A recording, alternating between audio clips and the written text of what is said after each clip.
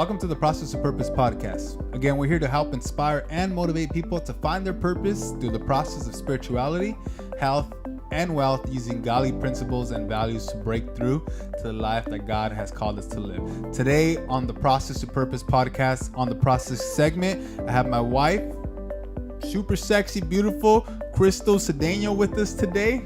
Yee! And we're going to be sharing the importance of setting goals and having vision and really asking God where he wants us to be. Here's the episode.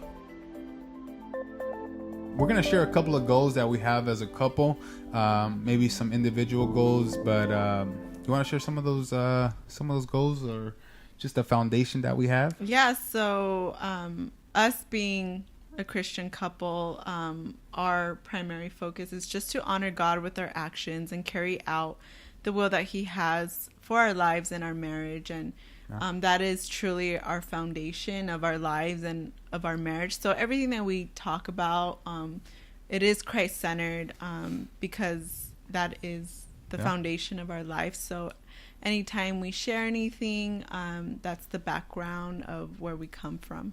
Yeah, and look, guys, we don't, like I said, we don't know everything. We don't have everything figured out. We are not perfect, but we are trying to be like Christ every single day. And that's our goal. That's our go-to, right? That's who we go to when we have any problems, any situations, our goals, our vision. We ask God, hey, what is it that you want us to do? And that's how really we live our lives. And we don't try to just talk about it, but we actually try to be about it, right? Yeah, definitely. We try to live and just our lives reflect as to what we're learning, what scripture's teaching us, what we're learning from other couples, other pastors, and just really just fully get all the benefits that comes within a marriage, because God has designed this covenant, and we don't hold it lightly, and we take everything super serious when it comes to our marriage, because not only is it just about us, but it also is an opportunity, to bring others to Christ. And not only that, like our future kids too would be the next one that would, or the next people that would be benefiting from the way we live and how our marriage is. Yeah, and that's really what we're building, that foundation now for our future family. And when we grow up, our sons know how to treat women. When they're dating or engaged, they know how to treat them. They know how to set up that foundation of having God. And even our daughters, they know how it feels to have a man, take him out to dinner and treat him right, with respect, with loyalty, what that looks like. And obviously we don't have any kids right now, but we're already building for the future. So that's super exciting. And like my wife mentioned, just really trying to live by example. We know we're not perfect, but we try to be the light in every situation. So there's something we always pray about. Yeah. And then something that I always write down on my goals, because I write down my goals every single day. This is aside from like our goals together, but these goals I write down every single day. And the main goal that I have is to have an intentional, amazing, blessed, God-centered marriage with purpose, so that we can glorify God and be the power couple that God has called us to be. Every single day, I have it memorized now because I write it down every single day. So that's what we're going to get into, the importance of writing down your goals, because you actually know where you're going. You have a vision instead of kind of just like, we're going to get there when we get there. Well, it's like, get where? Mm-hmm. Where are you going to get to? That place. Oh, what does that place look like? It looks like kind of like this. Well, no, what does it look like? So what we want to say is, hey, ask God, where do you want us to be? Yeah. Where do you want us to go? And because it's true. If you would have asked me maybe 3 or 4 years ago, hey, where do you want to be in 2 years? I would have no idea. Zero idea. And some actually, even married couples live that way now. Yeah. and we don't have it all figured out. Obviously, it's all according to God's will. Things can change, but at least we're able to see where we're going. Yeah, we stay working. We stay working towards something. I mean, even scripture teaches us, like God's going to bless us. He's going to, take care of us unconditionally, but we have to put that work in too, like we can't just be sitting around and waiting for our blessings to come. We have to go and knock on doors in order for the doors to open. Like if we don't knock, they're never going to be open. So it takes that effort for us just to do something about it. And when we set these goals, I mean, we take huge, responsibility for them. We don't take them lightly. When we say like, oh, we want to be, a power couple, or just, bring light to other people, like that's a big task for us. I know it seems just like, oh, you guys are a cute couple or whatever. Like that's not our goal is to be cute. I mean, that's a plot shot. My husband,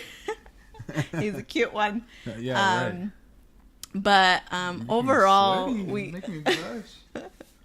But overall, if we could just impact one life, one couple, we did our job, and if it's just something simple as, like addressing something that to them seemed insignificant, but it made like a world of a difference within their marriage, within their lives, then that's what we're called to do. Yeah, definitely. And some of the things that we actually focus on are, obviously our spiritual life, our walk with Christ, like we were saying, and then like our finances, our health, what our future family looks like. All those things are important, right? They're important to think about now. You think about like all these statistics, and it's just not very nice, even for Christian married couples. A lot of times they fight because they're not healthy, or because of the finances. And so we think about those things. It's like, hey, like one of my biggest like goals that I even like before we were married, or like even probably dating, my biggest fear was like fighting over finances. I never wanted to fight over finances. Like that's one of the things, we're going to struggle at times, but that's one thing that I just didn't want to do. And I'm going to try my best, and I'm going to ask God like, hey, I just don't want to fight over this stuff, So that's one of the important things. So next we're going to go into, this is going to be the fun part right here, each other's personality, and how our personalities serve our marriage and setting up the goals for our lives. Yep. So do you want to go first? Yeah. Awesome. So my lovely husband over here, as you may know, he is funny. He is an extrovert. He's very patient with me, very loving. And I really appreciate just his like gentleness as when he like talks to me. I know he looks like all like, a lot of people say he looks mean or whatever, but no, he's a total teddy bear. No, you don't growl. Okay. Sometimes. But he's really sweet, and he's really insightful, and just like aware of where I'm at, even like my mood sometimes. Obviously I'm not perfect or whatever, but he's like able to tell like whether right now it's a good time to approach me, or just he just knows like what to do to cheer me up and stuff. So I really appreciate that from him. Along with his sweetness, he could also be a little stubborn. Me? Stubborn? Yes, he does not like being told what to do, and so we're... God help me. But with his stubbornness, I've kind of learned to correlate that he just has a lot of passion and desire towards something, and sometimes when he's not able to do it immediately, or it's not the right time and place, he gets like frustrated, and that is something that we probably need to filter at times. But I see it in a way that he's just really passionate about something, but we also need to just have a time and place for everything. Definitely. And that's kind of where my wife comes in right there. She's my wife, she's super loving, super caring. That's probably like one of her biggest traits, is she just cares for people a lot. Like she just generally wants to like take care of them in every. I want to buy everybody gifts. Yeah, she wants to buy everyone gifts. She loves cooking for people. She loves cooking for me. Even friends. Even people come over. She loves being the host, and she really puts like other people like before herself. So that's not a huge problem. That's really a blessing to everyone around her. I think her biggest strength is that she's obviously loving, but like she's realistic. So that's where we kind of find a balance where I'm not so realistic, but she's really good of like kind of like bringing me down back to earth, and not in a bad way, like where I'm able to reach, but not like reach so far that I'm falling. Because I'll get to that point where like I want to shoot for the stars, and my wife's like, okay, hold on, there's a cliff right there, there's a cliff, hold on, and then but at the same time I'm able to stretch her and kind of bring her up with me, so we find that middle ground. Yeah, so that's always super important, and that's I think why we're so compatible. We have to like realize that we came from different backgrounds. So like my background, and it's crazy to think about, because like I wasn't always like this. So like the whole vision and goals, and like I'm always like really competitive and stuff, but like the whole goals and all that, it wasn't like that until like I started to know who God was. But I just had to like remember that you did come from like a different background. It was a little bit more conservative. There was a lot. Yeah, like a lot of conservative. Yeah, and it was like a little bubble, and I had to sell my wife on a lot of things. I kind of had to sell her on the dream, but at the same time that really humbled me, just because of the attributes that she had and what she brought to the table. It really helped me just be a little bit more humble, be a little bit more I don't know if graceful is the right word. Yeah, I guess so. But it really humbling, and just putting my pride aside, she really helped me with that. So that was another strength that she really brought to the table. And that helped me like in the same area of how like he always like shoots for the stars and all this. Like that for me was stretching. And he's taught me like I've seen he's not afraid to fail. No. And I grew up, I'm the firstborn, so I pretty much had to like be the prime example for my siblings and not fail, because they were, I was their prime example. They had to follow my footsteps, so I couldn't mess up and anything. So I always played everything safe. And my husband really has taught me just to stretch in that area and don't be afraid to fail, because in the process, at the end of the day, even when you do fail, you learn more through the process, and that alone is worth taking the risk. And of course, we're very, responsible, ethical, and moral still. We don't go gambling our savings, nothing like that, definitely. But, just taking those leaps of faith, and that's really also helped me with my relationship with God, and just having the faith that like, hey, no matter how bad it looks, like we've been in a time where like we didn't know how we're gonna pay our rent. We didn't know how we're gonna do everything, but like we had to like get our own place. So like, all right, God, well, faith, here we go. We have the faith. We're gonna do it. We're gonna find a way. And really, we knew that God was gonna find a way. That He was gonna give us the strength, the courage, the work, the means to actually do it. And guess what, guys? We got by. We're still getting by. We just have so much faith in God that no matter what happens, He's gonna take care of us. So, but yeah, no, like my wife was saying, she's always been like in this like kind of a little bubble, but she's always been like really anxious. So by like the balance that we have, I think it helps her out with that. So we always go to like, we always meet halfway, which is really good, because like there's always a compromise, right? Yeah. So we're like constantly compromising for things, and just saying, hey, like, okay, well, like a little earlier today, talking about, I told her that I wanted to wake up at 4 a.m. for the next 122 days. He wants to do a 4 a.m. 122 challenge. Yeah, and That means I don't ever get to sleep in. Yeah, so I might not do that one, but I'll do other ones. So I had a compromise there. We had to be realistic on there. I was like, the holidays are coming. You know, some days are just like we're just drained. You know, we just get home really late. So I was just like, no, we need to be realistic about that. And I was like, I can do it. God told me I can do it. Like I'm like, and then he said, never mind. Let's pick another one. Yeah, we'll go with something else, and maybe I'll start that one like at the beginning of next year or something. Yeah, we'll push it back a little bit because she's right. The holidays are coming. There's gonna be, you know, a lot of food comas going on.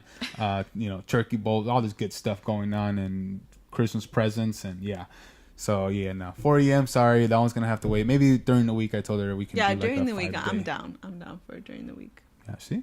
Mm-hmm. Look at that shit. That just happened right now. We just fixed it right live on Facebook. Live. All right, worked out. All right, guys, show's over. But no, and we just want to go over the importance of actually why it's so important that we're so different, but at the same time we all have a same common goal that brings us together, and so we're here, right? Mm-hmm. Or did we go with that already? Yeah, it's right there. Yes. Okay. So. We went over the whole halfway. Yes, we did. So, you know, and another big thing that we do before we do anything is we go to God, right? We go to God and say, all right, God, what do you have planned for our lives? And we might not hear right away, but we make sure we always ask him. Like, we've been considering like if we consider a big purchase or anything, it could be anything. Like, hey, we're going to take a trip. Oh yeah, trips. Yeah, definitely. So if we're gonna take a trip, we're gonna say, okay, how are our savings looking? Are we close to our goal? Which our goal is really high because of me, of course, but like we're not that close to it. But at least we know where we're going.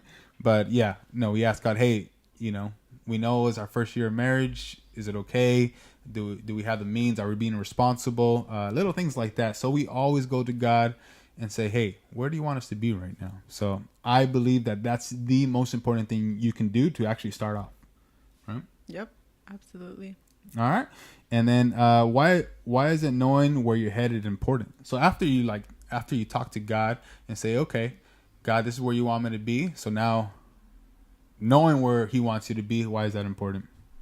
I think it's important because we want to make sure, like you mentioned, we're living with purpose and what's aligned with God and what he wants for our lives. And it's important to stay on track and stay accountable towards one another, because when we don't have that, we don't have a goal or just, a vision towards a direction we are going to, then one of us is going to derail. And that's when the marriage starts getting affected, and the relationship suffers.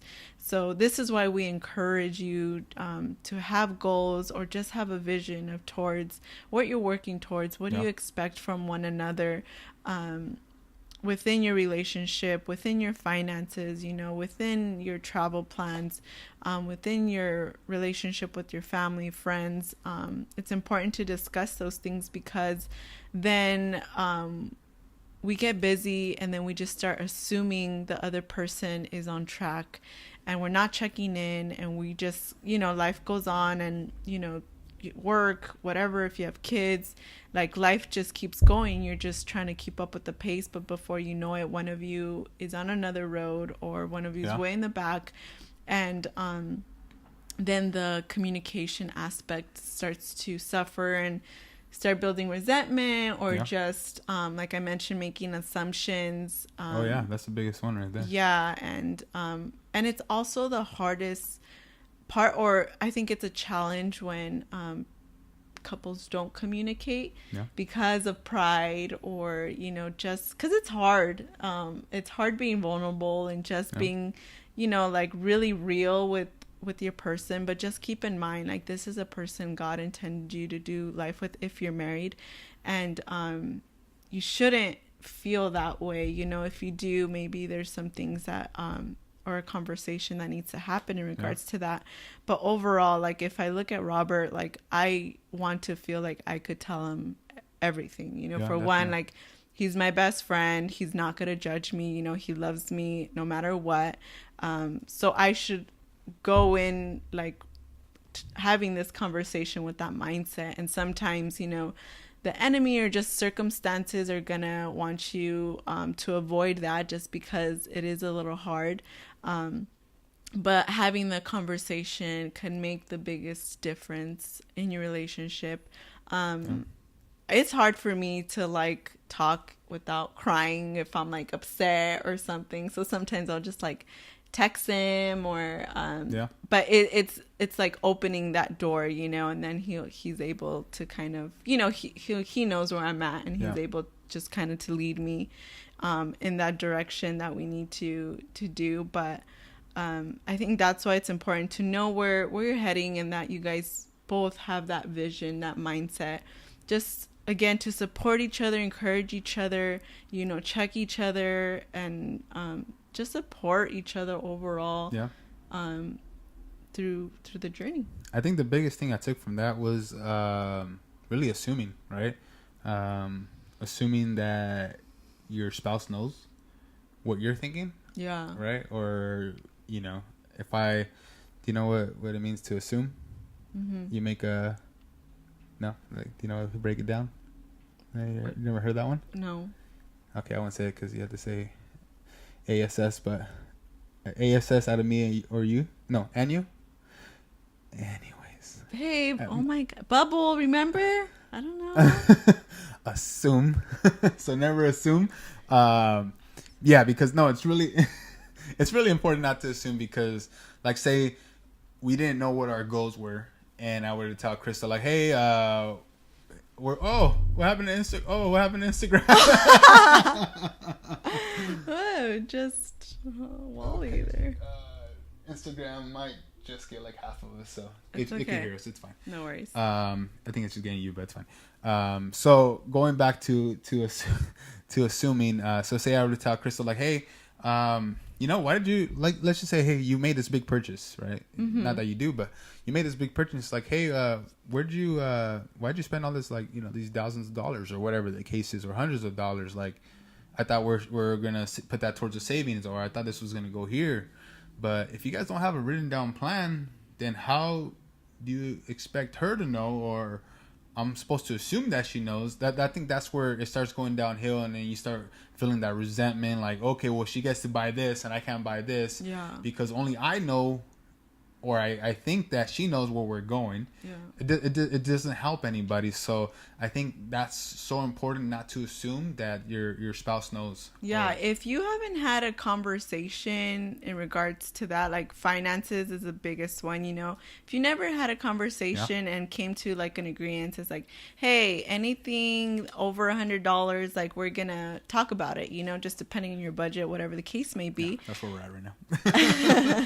Anything over $100, you know, just let me know, you know, or just like, hey, you know, like, can we do this right now? Like, if you don't have that conversation, if you guys didn't agree to have that conversation and one of you just do it, I mean, technically, like, you can't blame the other person. Like, you really don't have a right to get upset if you didn't have that conversation, you know. Definitely. And that you guys were going to agree to this and what's going on, you know, and it could go to other things, not just finances, you know, work schedule, or, you know, like, hey, you agreed not to work after 7 when midnight. You're home, or after midnight, you know, like, that's why we really emphasize having those talks, having those conversations in regards to your goals.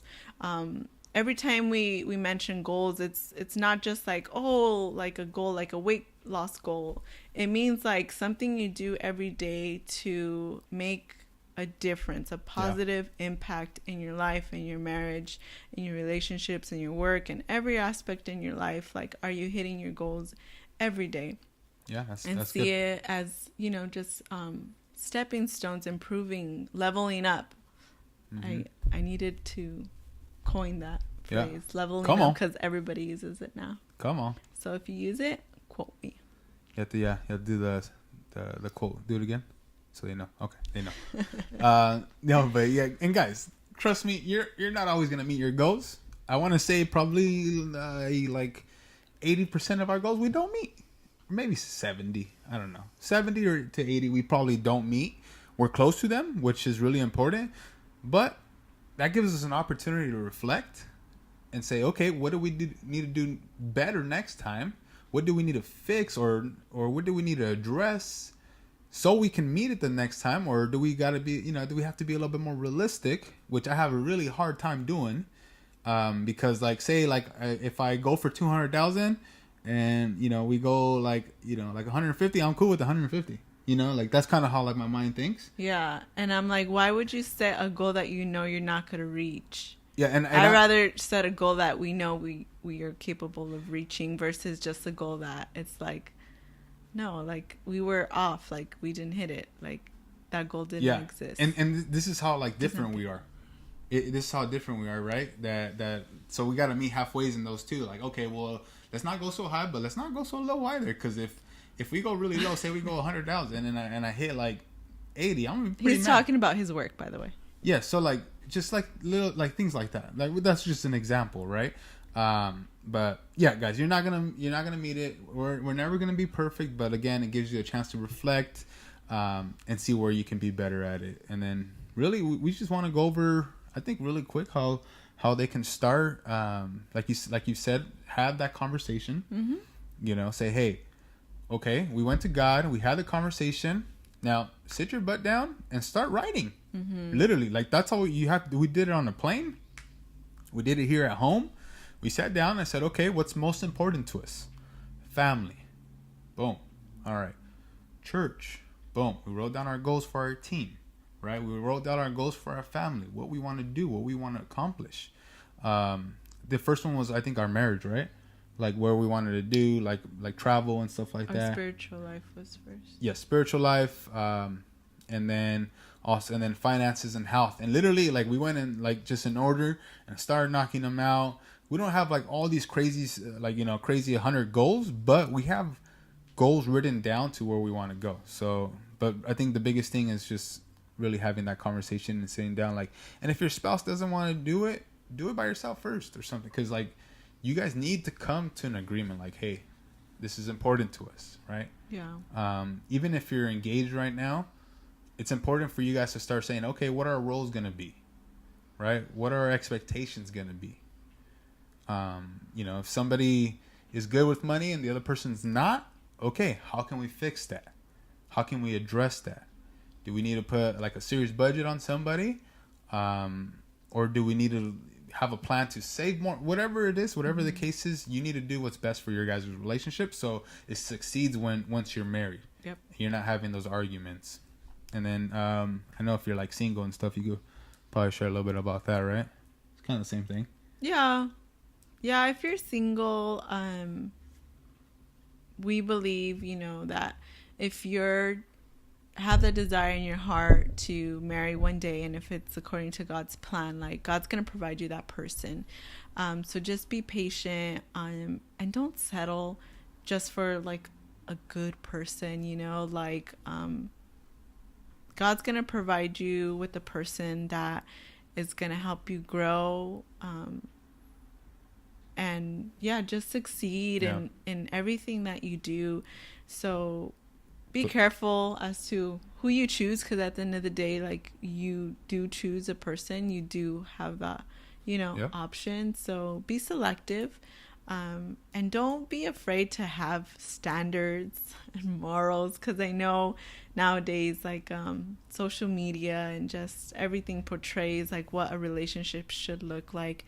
But I really encourage you to seek God first and really just fall in love with him, and you'll learn what love is and how you should be treated and what you should expect from a significant other. And when God's timing's right, it'll happen to you. That's good. Mm-hmm. Oh, thanks for sharing that, babe. Mm-hmm. That was a lot of fun. I'm gonna ask you a couple of questions now. You ready? Yep. The rapid fire. I hope you know what they are. But because I didn't write them down on our notes. But if you can go back in time, right? Okay. So you can't change anything. Yeah. You can't change anything. You still have to marry go to Robert Cedeño, and you still have to live in this little apartment and everything. You can't change anything, but you could go back to a certain time in your life, and you know, what age would it be, and what advice would you give yourself? I think, let me see. How old are you when you're in like 4th grade? No, 5th grade. 5th grade? Oh, geez. You're probably like 10? 10? Okay. Something like that. 10, 11? So I would be 10 because I was in the 4th grade and I was responsible for picking up my siblings at another school that was like maybe like 2 blocks down. Yeah. And I would tell myself, don't worry, they're safe, because I had the ultimate fear that if I didn't get to my siblings on time, someone was going to steal them. Really? Yes. That's funny. And then my 5th grade teacher will keep us after school when the class would talk, like minutes. And I used to like pluck my hairs out because I would get so anxious. So did like, you say they're everything's going to be okay? be so fine, yeah. Okay, good. Yeah. I was very anxious. She's like, oh, no hot Cheetos, go. What? No hot Cheetos. Oh, yeah, you couldn't buy hot Cheetos because you had to go and get your sibling. Yeah. All right. That's really good. Yeah. Okay. What's your favorite movie? Ever After with Drew Barrymore. It's the Cinderella one. I've actually never seen it, but... we're going to watch it. Tonight. No, we have to go to sleep early. Next question. And compromise. Jeez. Compromise. Let's just watch half of it then. Next question is, if you had one talent, it could be a super talent, it could be just a regular talent that you don't have now, what would it be? A talent or a gift?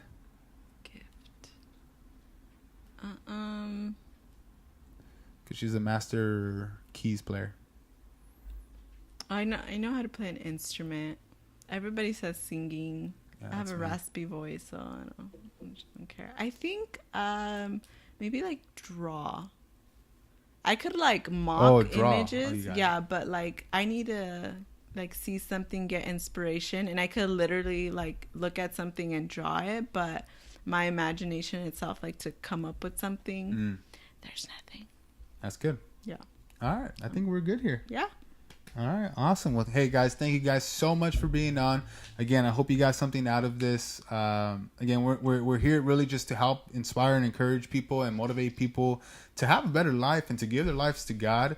And that's what we're here to make Jesus famous. And it's not about what we're doing. And it's not about like us, but it's about what God's doing through us. Yes. and where God's leading us. So that's really what we live by. We're not here to show off. We're not here to say, look at us, but we're here just to say, hey, Jesus is working in us. Yep. And we're super excited. So thank you guys. Again, share this with somebody. Share this with a married couple, an engaged couple, somebody single, somebody dating. I hope they could get something out of it. I hope you got something out of it. And if nobody loves you, Jesus loves you. Awesome, guys.